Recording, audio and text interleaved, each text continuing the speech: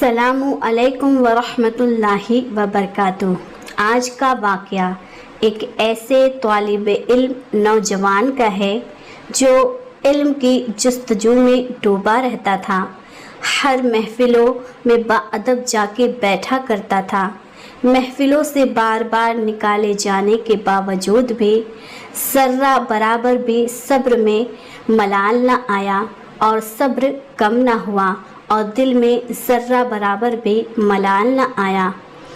ایسا نوجوان جس کے چہرے کو دیکھ کے لوگوں کی نگاہیں نہ ہٹتی ہوں، ایسا نوجوان جو علم کی خاطر محفلوں میں بے عزت کیے جانے کے باوجود بھی صبر کے ساتھ استقامت کے ساتھ محفلوں میں آ کے بیٹھ جایا کرتا تھا۔ لوگ حیران ہو کر اسے ہی تعجب سے دیکھا کرتے تھے۔ آئیے چلتے ہیں اس نوجوان کے واقعے کی جانب۔ بغداد شریف کا وہاں دور تھا۔ سب مرکز علم اور ہدایت سے فضا مہک رہی تھی۔ ممبر و محراب سے نصیحتوں کے نور بکھیرنے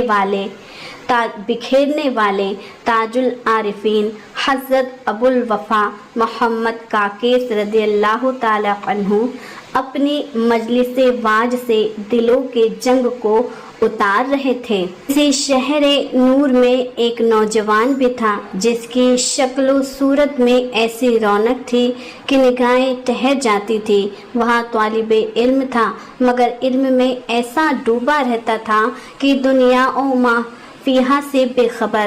یہی نوجوان آگے چل کے پورے عالم کا سہارا اور قطب عالم بننے والا تھا۔ سامنے ممبر سجا ہوا ہے، اس پر چراغوں کی روشنی جھلملا رہی ہے۔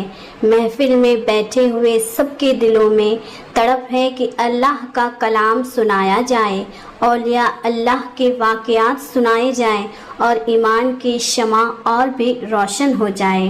کسی کی آنکھیں اشک بار ہیں، کسی کے ہونٹوں پر درود و سلام ہے، کسی کا دل دھڑک رہا ہے محبت اولیاء کی گرمی سے۔ سب کے چہروں پر ادب اور سکینت کا عالم ہے۔ ایسا لگتا ہے جیسے آسمان سے رحمت کی بارش ہو رہی ہے اور ہر شخص اس کی بارش میں بھیگ رہا ہے۔ بغداد کی سرزمین ہے۔ ممبر پر تاج العارفین حضرت ابو وفا محمد کاکیس رحمۃ اللہ تعالی عنہ بیٹھ کر لوگوں کو واعظ و نصیحت فرما رہے ہیں۔ مجلس روشن ہے، دل نصیحت سے مہک رہے ہیں۔ اسی وقت اللہ عز و جل کے ایک نورانی بندے، لیکن اس دور میں ابھی ایک نوجوان طالب علم تھا جو اس مجلس میں داخل ہوا، جسے دیکھ کر آنکھیں ٹھنڈی ہو رہی تھی، نگاہیں چہروں سے نہیں ہٹ رہی تھی۔ اس کے جسم سے بہترین اعلیٰ قسم کی خوشبو مہک رہی تھی۔ سب کی نگاہیں اسی کی طرف تھی۔ جیسے ہی وہ نوجوان مجلس میں داخل ہوا، تاج العارفین رحمت اللہ تعالی عنہ کی نظر ان پر پڑی، نگاہ ولی کی نظر ان پہ پڑی، اس نوجوان پہ پڑی۔ انہوں نے فرمایا، اے لوگوں، اس لڑکے کو مجلس سے باہر کر دو۔ لوگ حیرت میں پڑ گئے، لیکن حکم کی تعمیل کی گئی کیونکہ ولی کامل نے حکم ارشاد فرمایا تھا۔ روشن چہرے والے نوجوان کو باہر نکال دیا گیا، مگر سنیے سبحان اللہ، اس روشن چہرے والے نوجوان نے ذرا بھی ناراضگی نہیں دکھائی بلکہ دوبارہ مجلس میں آ کے داخل ہو گئے۔ پھر تاج العارفین رحمت اللہ تعالی عنہ نے کہا، اسے باہر کر دو۔ دوبارہ بھی نکال دیا گیا، پھر بھی اس روشن چہرے والے نوجوان میں ذرہ برابر بھی رنج نہ ہوا اور لوٹ آئے مجلس میں۔ تیسری بار بھی وہی ہوا، مگر اس روشن چہرے والے نوجوان نے ہر بار صبر کے ساتھ واپس آتے رہے۔ لوگ حیران تھے، یہ کون سا عجیب نوجوان ہے کہ بار بار نکالا جاتا ہے، بار بار بے عزت کیا جاتا ہے، بار بار ذلت سہتا ہے، مگر پھر بھی بار بار لوٹ آتا ہے۔ آخر کار تاج العارفین رحمت اللہ تعالی عنہ نے اس روشن چہرے والے نوجوان کی طرف دیکھ کر مسکرایا اور فرمایا، اے لوگو، اس مبارک لڑکے کو میرے پاس لے آؤ۔ لوگوں نے انہیں پکڑ کر منبر کے پاس لے آئے۔ اس وقت تاج العارفین رحمت اللہ تعالی عنہ نے، لوگوں اس چہرے کو جان لو اور اس چہرے کو پہچان لو، ان کا مجلس سے بار بار نکالے جانے کا مقصد یہ نہیں تھا کہ انہیں جلیل کیا جائے یا انہیں رسوا کیا جائے، بلکہ سبب یہ تھا کہ آپ اس چہرے کو یاد رکھیں یہ وہ نوجوان ہیں جو آنے والے دور کا قطب ہوگا، جو بغداد کی سرزمین پہ بیٹھ کے یہ کہے گا، قدمی حاضی رغبتی کلی ولی اللہ، یعنی میرا یہ قدم تمام ولیوں کی گردنوں پہ ہیں اور تمام ولی اپنی اپنی گردنیں جھکا لیں گے۔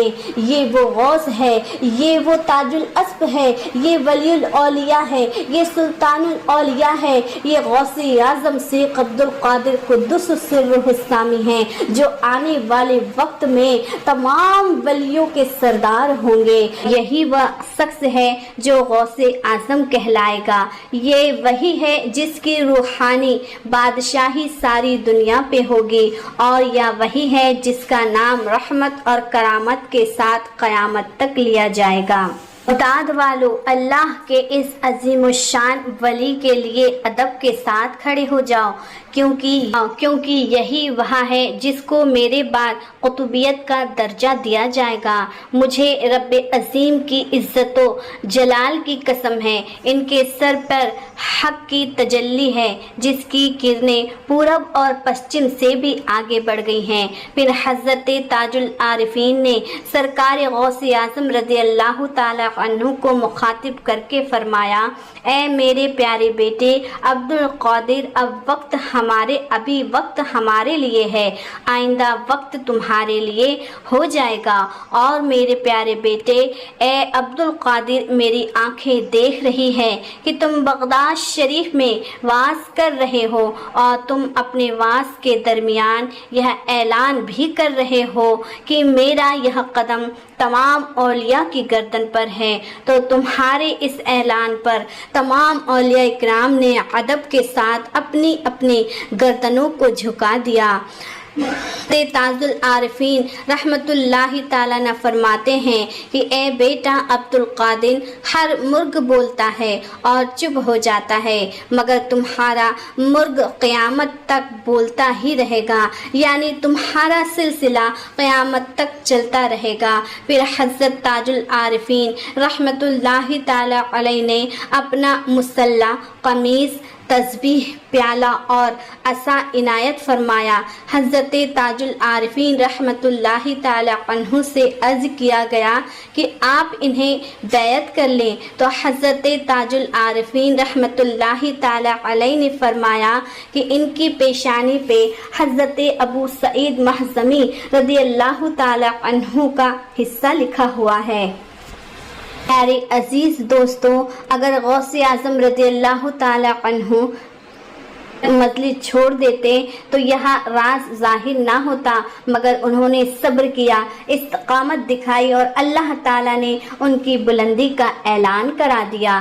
سبق یہ ہے کہ اللہ کے دوستوں کو پہچاننا آسان نہیں ہے، ان کی امتحان ہوتی ہے۔ ہمیں چاہیے کہ اولیاء اللہ سے محبت رکھیں، صبر اور استقامت اپنائیں اور علم و تصوف کی راہ پر قدم بڑھائیں۔